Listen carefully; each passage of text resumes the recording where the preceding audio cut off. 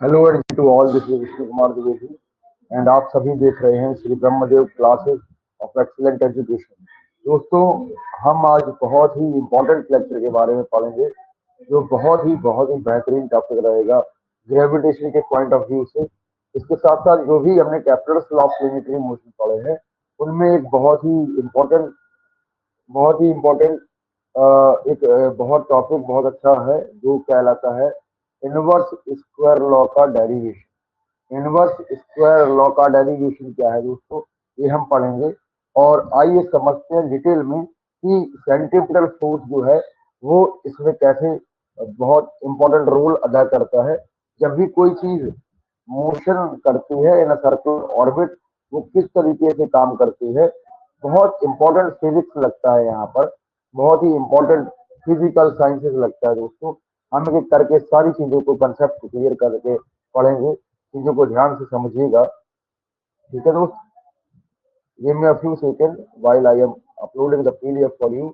और जो दोस्त पहली बार इस चैनल पर आए हुए हैं उन सभी से गुजारिश है कि आप बिना देरी करे हमारे बेल आइकन को हिट कर लीजिएगा, जिससे आपको फ्यूचर अपडेट्स मिलते रहें। ठीक है दोस्त, चलिए, give me a few second, I am uploading the PDF for you.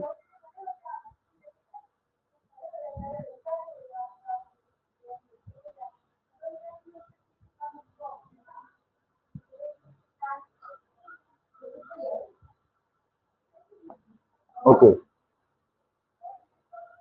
so you can see here that there is some means or detailed description of the topic. Today's topic is Newton's inverse square law. आपको सबको दिख रहा होगा कि हमने आज क्या पढ़ेंगे। डेरिवेशन है एक न्यूटन्स स्क्वायर लॉ जो बहुत ही इंपॉर्टेंट लॉ हो जाता है। वो किस तरीके से जो कैप्लर लॉ है उससे रिलेट करता है, सारी बातों को ध्यान से समझेंगे।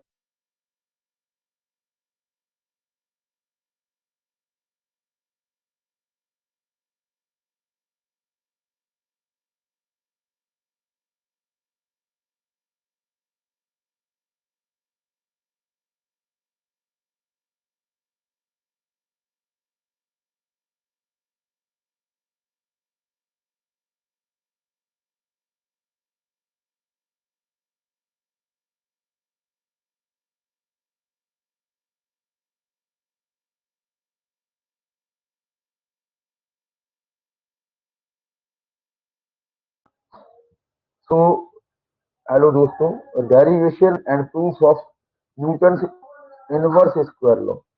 न्यूटन्स इनवर्स स्क्वायर लॉ समझेंगे यार कि ये है क्या। चलिए ध्यान से समझेंगे, एक मिनट दीजिएगा। डेरिवेशन है Newton's inverse square law. Clear, ध्यान से समझेंगे न्यूटन्स इनवर्स स्क्वायर लॉ क्या है। ठीक है, ग्रेविटेशन में हम बहुत ही डिटेल में पढ़ते हैं कि जो ग्रेविटेशन के प्रिंसिपल्स हैं उनमें हमने Kepler's law of planetary motion पढ़ा। अब Kepler's law of planetary motion भी इसके अंदर जब हम प्रूव करेंगे तो आप देखोगे कि ये बहुत इंपॉर्टेंट रोल अदा करता है। ठीक है दोस्त, चलिए ध्यान से समझेंगे इस चीज को। सबसे पहले मैं आपको डिस्कशन करा दूं, पहली बात आपको समझा दूं कि सबसे पहले जो चीजें हमने देखी थी, देखिए ध्यान से समझिए कि यहाँ पर जो आपको चीजें मिलेंगी, सबसे पहले आप देखो कि सेंट्रीपिटल फोर्स क्या है ना। सेंट्रीपिटल फोर्स क्या है, give me a few second.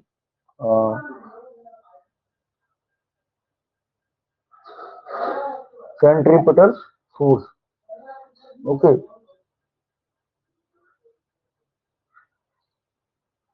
Centripetal force क्या है, ठीक है दोस्त। चलिए हम ध्यान से समझेंगे कि इस चीज को। जब भी कोई चीज है ना, जब भी कोई चीज सर्कुलर ऑर्बिट में ट्रेवल करती है, ध्यान से समझेंगे, है ना। क्लास 11 के लिए टॉपिक ये बहुत ही इंपॉर्टेंट है।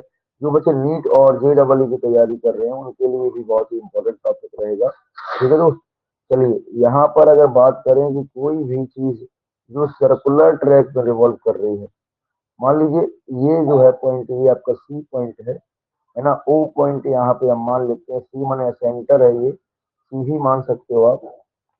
मान लीजिए यहाँ से लेकर, let me change my colour, है ना, बहुत ही उम्दा तरीके से समझाएंगे, बहुत ही बढ़िया तरीके से हम यहाँ पे एक्सप्लेन करने का प्रयास करेंगे। Give me few minutes, okay. यहाँ से इसको मान लेंगे ओ, क्लियर, और ओ से लेकर इधर तक की सरकमफ्रेंस से टच करेगी लाइन, इसको कहते हैं रेडियस, आर है ये, क्लियर। जब भी कोई भी ऑब्जेक्ट, मान लीजिए आपने एक स्टोन बांधा है और ये स्टोन एनसीईआरटी के हिसाब से इस वाले सर्कुलर ट्रैक में रिवॉल्व करेगा। ये कई बार हमें एक पिक्चर दिखाया जाता है ग्रेविटेशन के पेज नंबर 1 पे, है ना, एनसीईआरटी के बुक में। तो आप इधर देखो, यहाँ पे इन्होंने कहा कि when an object travels in a circular track, this is called circular motion, understand everyone, this is called circular motion. And circular motion में क्या हो रहा होगा, वहां पर एक अंदर की तरफ से इस स्टोन पर फोर्स लग रहा होगा, भीतर की तरफ से एक फोर्स लग रहा होगा दोस्त, और वो फोर्स कहलाता है अभिकेंद्रीय बल या सेंट्रीपिटल फोर्स, जिसको हम एफ से डिनोट करते हैं। ये एक रेडियल फोर्स है, मतलब रेडियस से लगने वाला फोर्स है, और ये स्टोन पर, स्टोन के मोशन को बैलेंस करता है डाउनवर्ड, ठीक है। नीचे की तरफ फोर्स लग रहा है, इस फोर्स को बैलेंस करेगा सेंट्रीपिटल फोर्स। ये नीचे की तरफ, अंदर की तरफ सर्कुलर रेडियस में रिवॉल्व कर रहा है, ये रिवॉल्व करेगा, क्लियर। और इसी चीज को आप क्या कहते हैं, सेंट्रीपिटल फोर्स कहते हैं। The force which is required to move any body in a circular track, this this is called centripetal force. Hindi में इसको अभिकेंद्रीय बल कहते हैं दोस्त। अब इसको हम निकालेंगे कैसे, इसका बच्चे एक फॉर्मूला होता है, F is equal to M V square divided by R, जो हमने यहाँ पर ड्राइव कराया है पिछले बड़े लेक्चर्स में आपको। यहाँ पर एम क्या है दोस्त, एम को अगर हम समझेंगे तो ये है मास विच इज मूविंग हियर, है ना। Suppose that mass of stone, stone हमने माना था, स्टोन क्या कर रहा है, मूव कर रहा है, तो मास ऑफ स्टोन हो जाएगा ये, मास ऑफ स्टोन हो जाएगा। अगर हम बात करें आर की, आर क्या है दोस्त, आर है रेडियस, है ना, आर है रेडियस, क्लियर है। और जो वी है, V is the velocity by which the stone is moving here. सारी बातें समझ पा रहे हो। One of the most important जो है, ये आपका क्या रहेगा दोस्त, ये रहेगा हमारा सेंट्रीफ्यूगल फोर्स, क्लियर है। ये इसका फॉर्मूला आप M V square divided by R जाने हैं, क्लियर करेंगे सारी बातों को। चलिए अगर हम बात करें कुछ और टॉपिक्स की, कुछ और चीजों की, तो उसमें आता है कि न्यूटन इनवर्स स्क्वायर लॉ में सबसे पहले जो न्यूटन थे और जो कैपलर थे, इन्होंने सबसे पहले दो ही चीजों पे बताया। 16वीं सेंचुरी में सर जॉनस कैपलर ने हमारे जितने भी सोलर सिस्टम में जितने भी प्लैनेट्स रिवॉल्व कर रहे थे, वो सेम सिनेरियो में जो आपको दिख रहा है, इसी सिनेरियो में वर्क करेंगे, इसी सिनेरियो में मूव करेंगे अराउंड द सन, ठीक है दोस्त।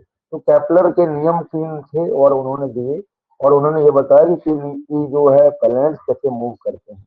अगर हम बात करें आइजक न्यूटन की, तो जो आइजक न्यूटन साहब हैं, इन्होंने ग्रेविटेशन के रूल्स दिए, कंसेप्ट दिए, और न्यूटन के नियम के अनुसार अगर हम बात करें कि अगर ये स्टोन सेंटर तक फोर्स लगा रहा है, तो सेंटर से भी एक फोर्स लगेगा, जो इस पर फोर्स लगेगा, ठीक है।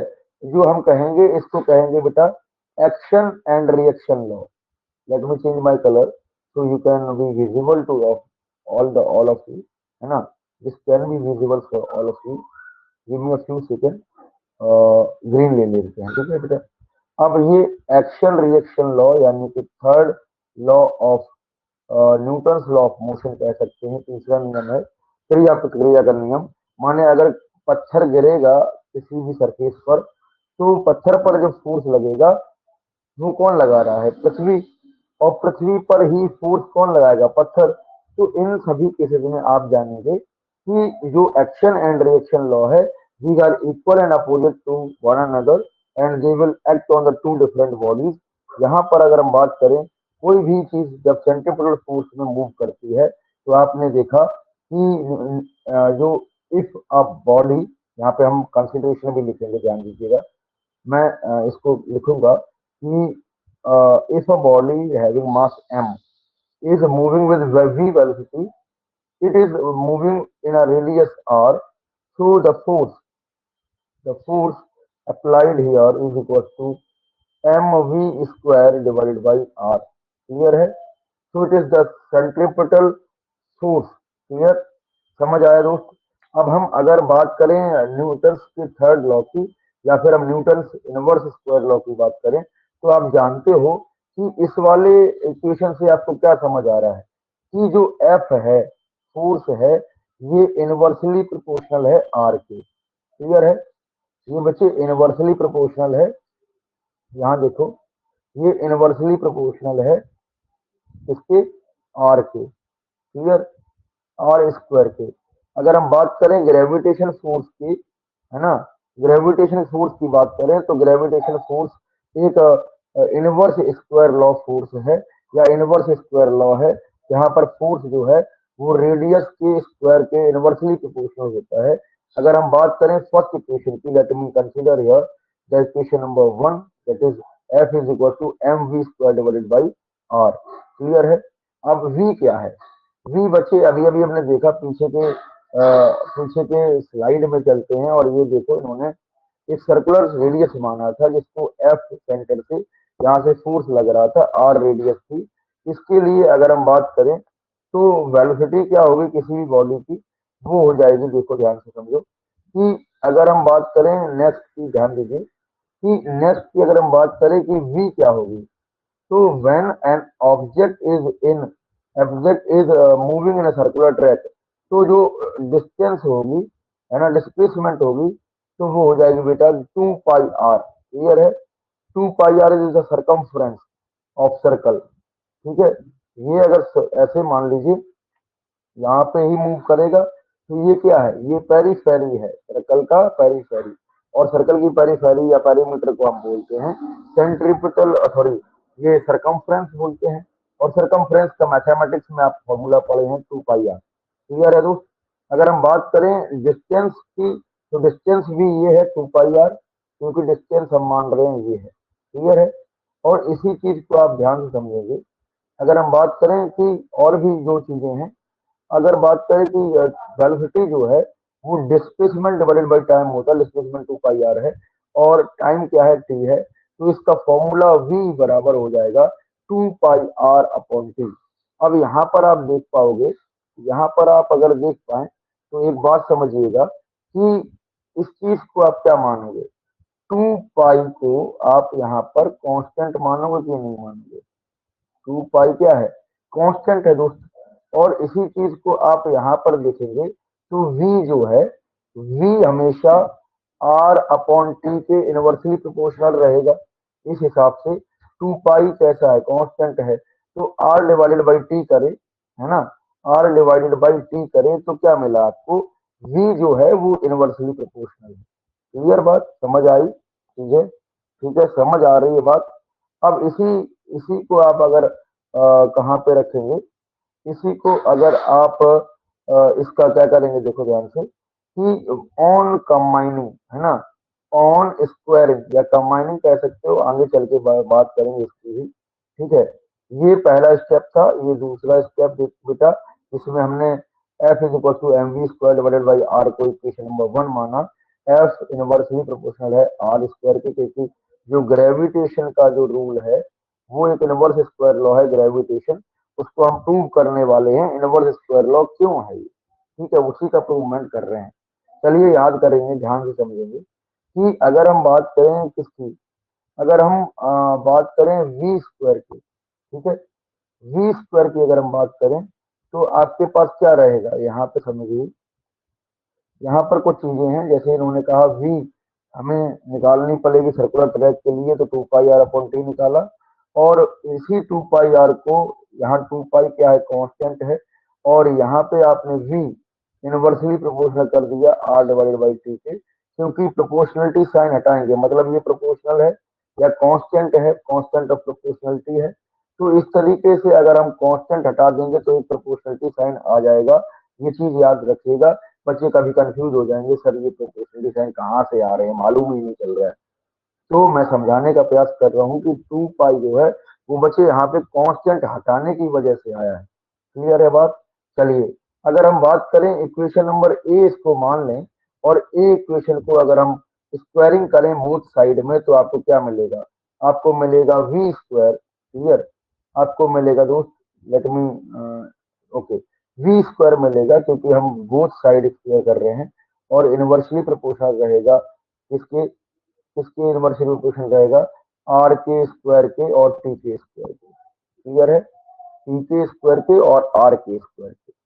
बात समझ पा रहे हो कि नहीं? बात समझ पा रहे हो कि नहीं?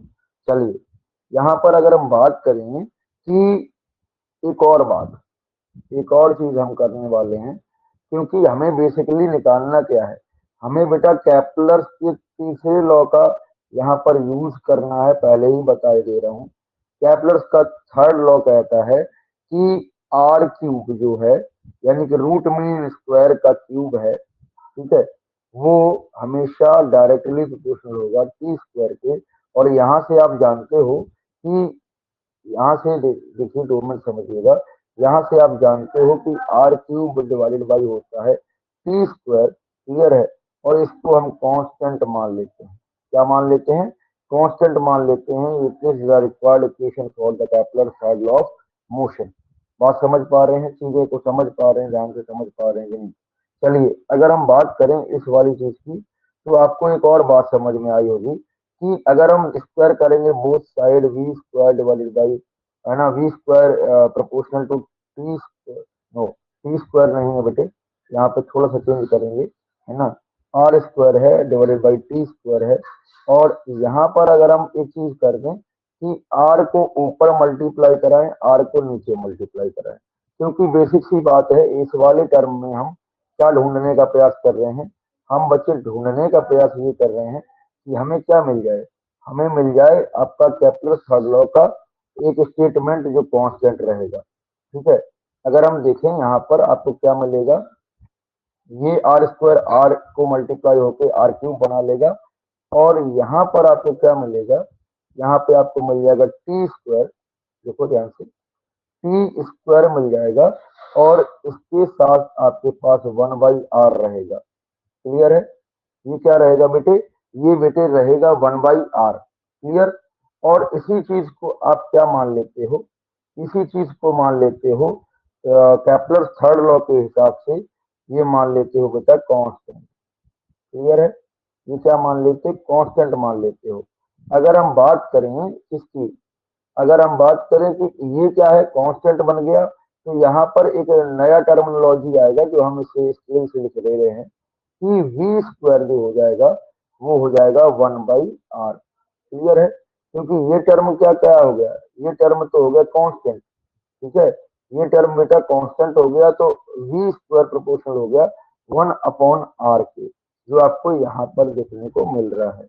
बात समझ पाए कि नहीं? चीजों को ध्यान से समझिए कि यहाँ पर जो आपने ये चीज किया है वो 1/r² बन जाएगा। क्लियर है? अब इसी चीज को कहाँ रखेंगे? देखो, वी स्क्वायर वाली वैल्यू जो आई है वो 1/r आई है। ठीक?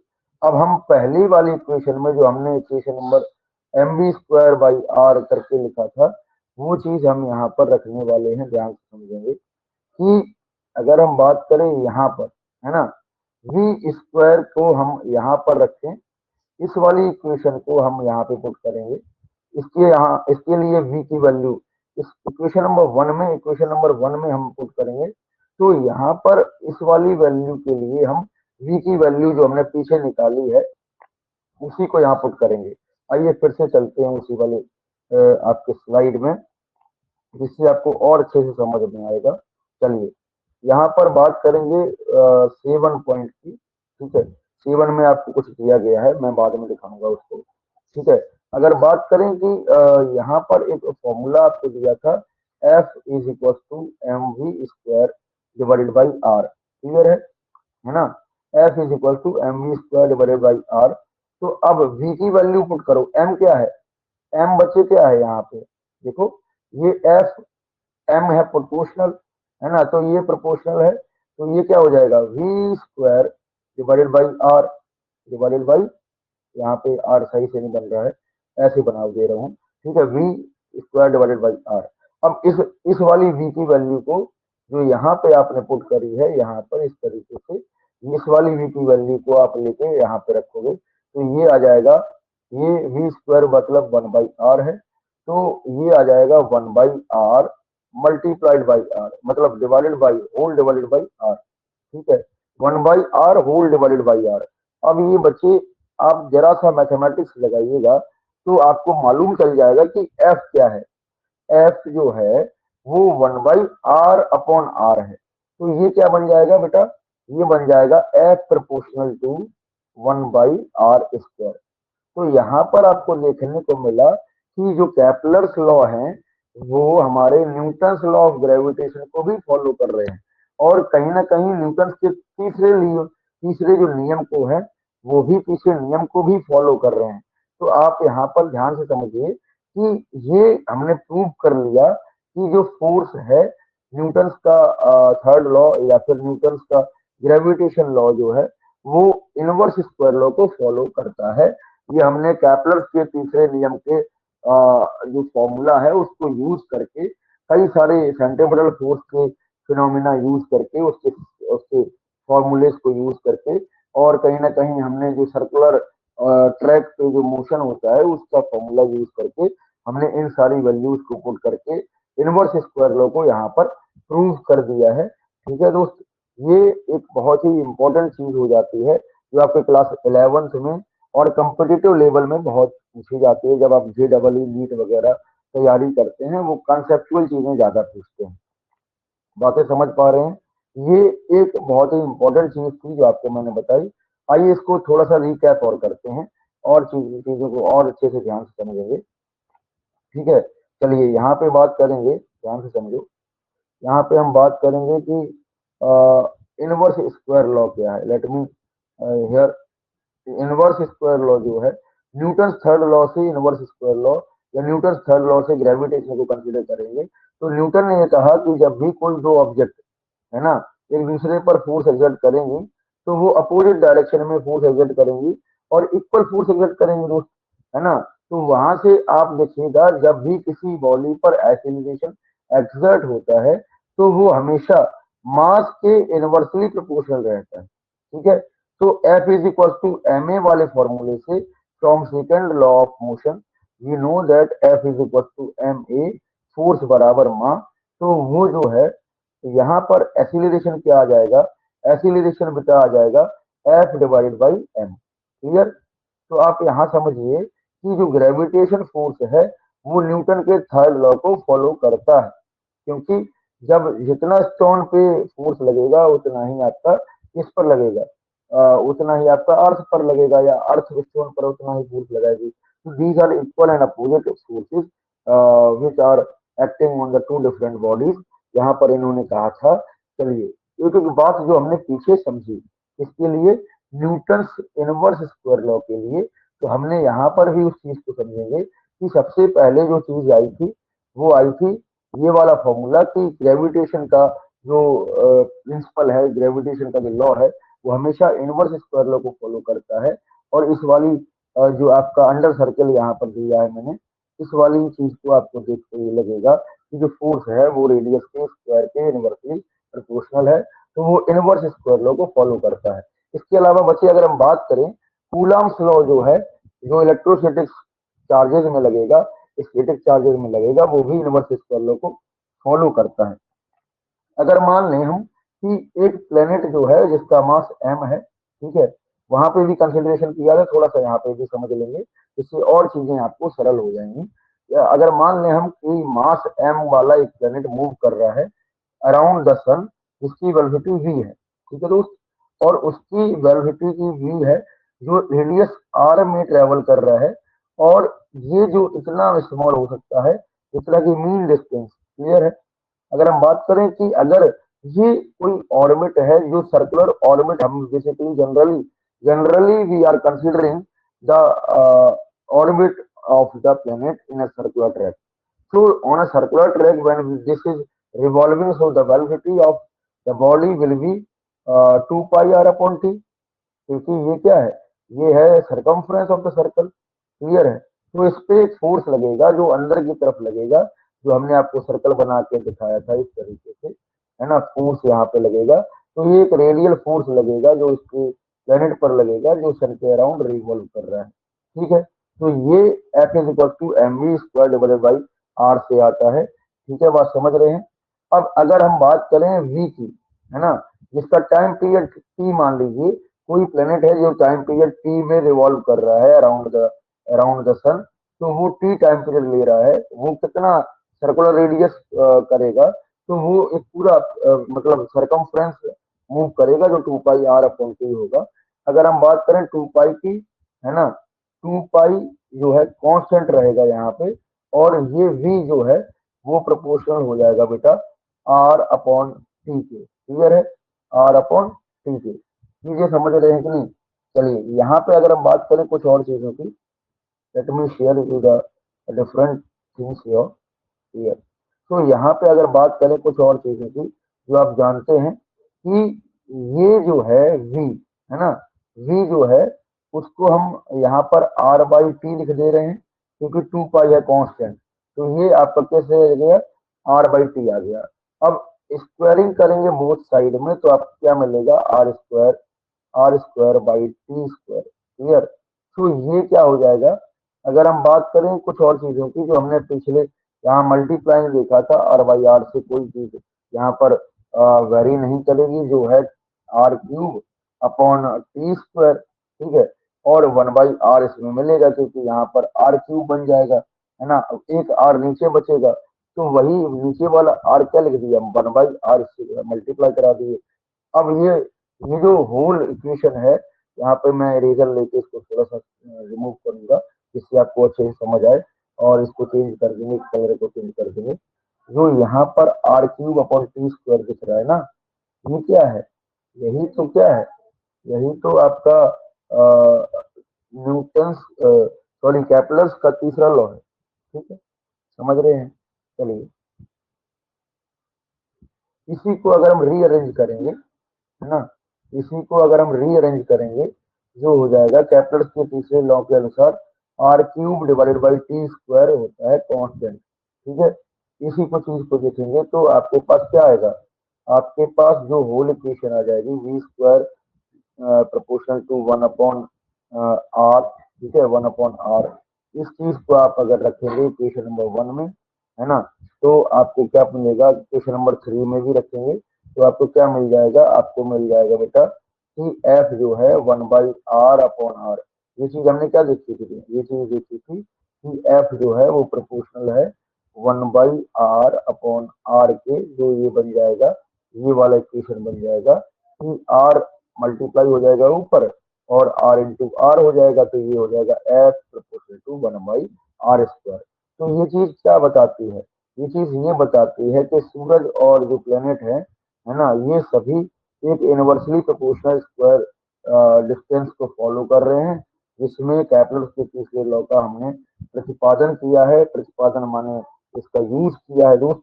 And it is also related with Newton के जो यूनिवर्सल लॉ ऑफ ग्रेविटेशन है, उससे भी फॉलो करता है।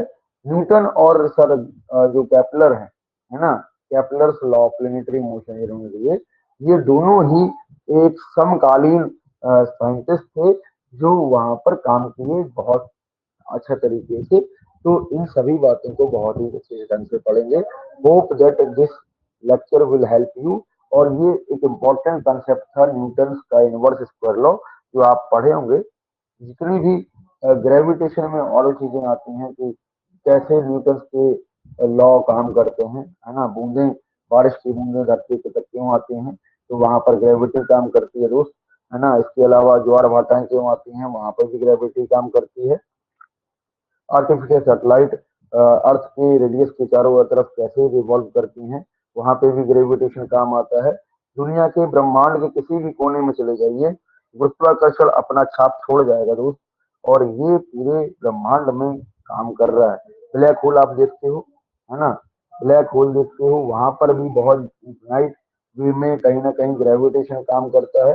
तो ग्रेविटेशन अपने आप में एक बहुत ही रोचक चीज है, बहुत ही विस्तारित चीज है, एक बहुत ही वास्ट नॉलेज है इसके लिए, और हम उसके लिए बहुत ही इंपॉर्टेंट चीजों को पढ़ेंगे।